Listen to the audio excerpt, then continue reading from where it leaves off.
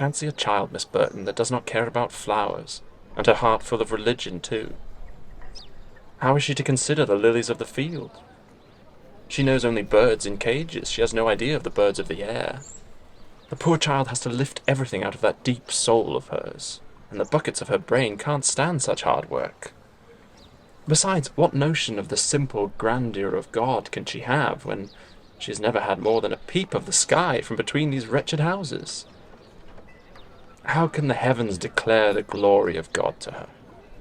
You don't suppose David understood astronomy, and that it was from a scientific point of view that he spoke when he said that the firmament showed his handiwork?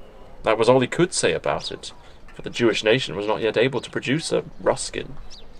But it was, nevertheless, the spiritual power of the sky upon his soul, not the stars in their courses, but the stars up there, in their reposeful depth of blue, their shining nest, which, whatever theory of their construction he might have, yet impressed him with an awe, an infinitude, a shrinking and yet aspiring, made his heart swell within him, and sent him down on his knees.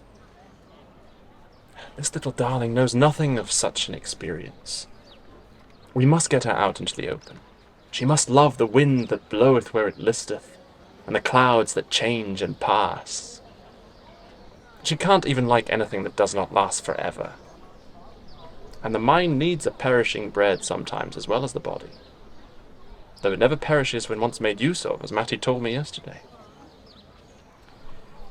But I beg your pardon. I am preaching a sermon, I think. What a thing it is to have the faults of a profession as well as those of humanity. It all comes to this. You must get that child, with her big head and her big conscience, out of London, and give her heart a chance.